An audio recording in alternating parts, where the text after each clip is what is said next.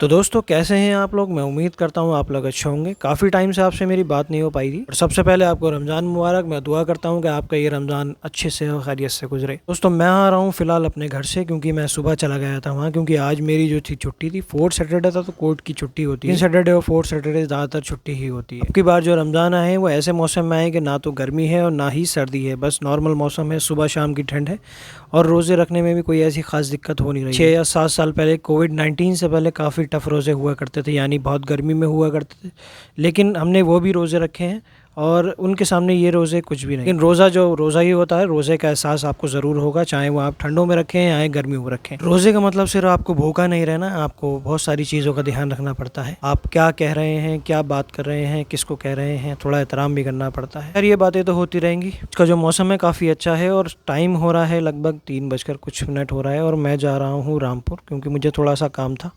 असल में जब फ्री होता हूँ या मेरी कोई छुट्टी होती है तो मुझे बाइक राइड करना बेहद ही पसंद आता है। सबसे बेस्ट काम यही लगता है। इसी बहाने मेरी थोड़ी सी आउटिंग भी हो जाती है, तो थोड़ा सा अगर स्ट्रेस होता है तो वो भी कम हो जाता है। लेकिन मेरे केस में ऐसा कुछ है नहीं। मुझे कोई किसी भी तरीके की, अल्लाह का शुक्र है कि किसी भी तरीके की कोई भी टेंशन नहीं है। प्रेजेंट फ्यूचर सब उसी के हाथ में। अक्सर लोगों को मैंने देखा है कि वो अगर उन्हें किसी भी तरीके की कोई टेंशन होती है तो वो तरह तरीके की हरकतें करते हैं, सिगरेट पीते हैं या बहुत सारी अलग अलग चीज़ें हैं, मैं नाम नहीं लेना चाहूँगा। लोगों को ऐसा नहीं करना चाहिए, अपने दिल और दिमाग पर दोनों पर काबू करना चाहिए। दोस्तों मैं पहुँचने वाला हूँ, लगभग 5 या 6 किलोमीटर पीछे हूँ मैं, और मुझे रास्ते में ये ओवरलोड ट्रक दिखता है। इसको देखकर मुझे हमेशा से ही डर लगता है। एक ट्रॉमा होता है ना बचपन का, वही ट्रॉमा मुझे इसको देखकर याद आता है। मुझे बचपन से ही इसको देख के खौफ होता है, लेकिन आज भी मैं इसके पास से निकलता हूँ तो मुझे डर सा थोड़ा महसूस होता है। तो ये ट्रक आपको कभी हाईवे पर दिखे तो इससे थोड़ा बहुत डिस्टेंस लेकर चलें और तैयार रहें, थोड़ी सी दूरी ही बेहतर है इससे बनाना। फाइनली दोस्तों हम पहुँच चुके हैं 0 पॉइंट पर। ये जो ऊपर हाईवे जा रहा है ये मुरादाबाद, दिल्ली,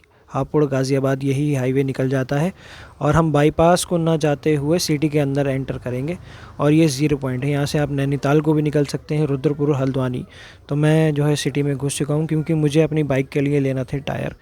काफ़ी टाइम से मैं सोच रहा था टायर लेने की, तो कुछ ना कुछ बहाना हुआ जा रहा था, लेकिन आज मैंने सोचा कि मुझे टायर आज मुझे ख़रीदना ही ख़रीदना है। मैं आ चुका हूँ कृष्णा सुजुकी और मुझे यहाँ पर जो है अपनी स्कूटी खड़ी करना है, क्योंकि यहाँ से मैं अपने भाई को लूँगा, वो ही मुझे है टायर दिलवाएगा। टायर लेने के बाद फिर मैंने पेमेंट करी। पेमेंट करने के बाद हम टायर को उठा के चल दिए, और क्योंकि ये मुझे लेकर जाना था, सीएट के टायर मैंने ख़रीदे हैं और सामने ही शोरूम था इसका, एजेंसी के सामने ही।